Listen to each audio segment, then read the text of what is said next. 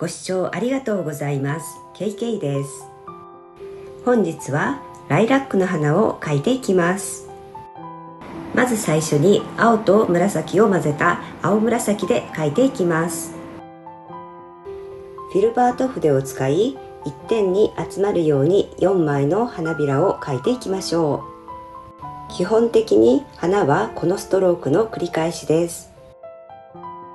ライラックの花びらは4枚ですが、稀に5枚の花びらのものがあり、ラッキーライラックと呼ばれているそうです。四つ葉のクローバーみたいで面白いなと思いました。2色目はパープルという濃い紫を使って花びらを描いていきます。濃い色から薄い色へ花を重ねていこうと思っています。スケッチブックを回転させ、どんどん花びらを描いていきました。3色目はパッションという紫を筆に取り、筆先に白をつけストロークをしていきました。白を多めに取ったり、紫を濃くしてみたり、青をつけてみたりと花の色に変化をつけていきました。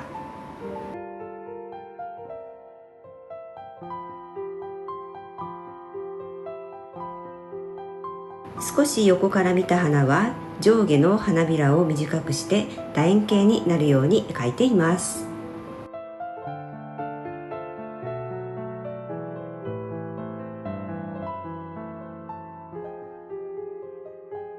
奥に濃い紫の花が見えるといいと思い、後から花びらを描き足しました。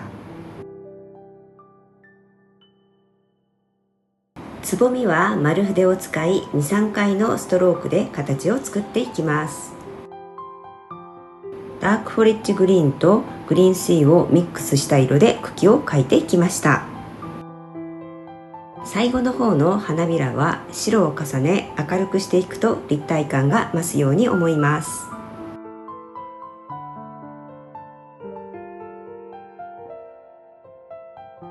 色のバランスを見ながら全体を仕上げていきましょう。ダークフォレッジグリーンとグリーンシーのダブルローディングで葉を描いていきます。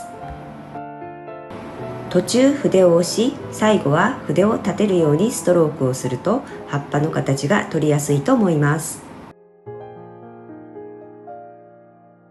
この葉は横の方から見て葉が重なっているように表現しています。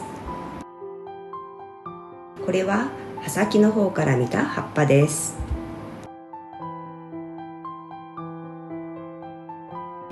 茎は花から流れるようなラインになるように描いています。葉脈はダークフォリッジを使って描きました。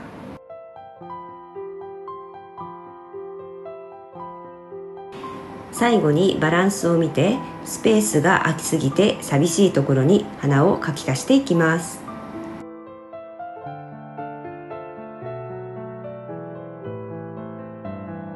丸筆のダブルローディングで花びらの丸みを表現してみました。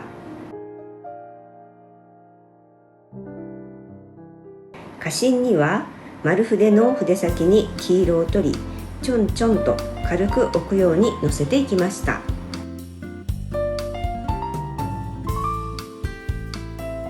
葉の翻りはチタニウムホワイトとグリーンシーのダブルローディングで描いていきました。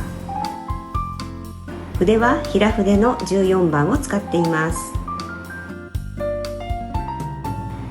もう少しはっきりとさせたかったので、チタニウムホワイトのサイドローディングで翻りを描いてみました。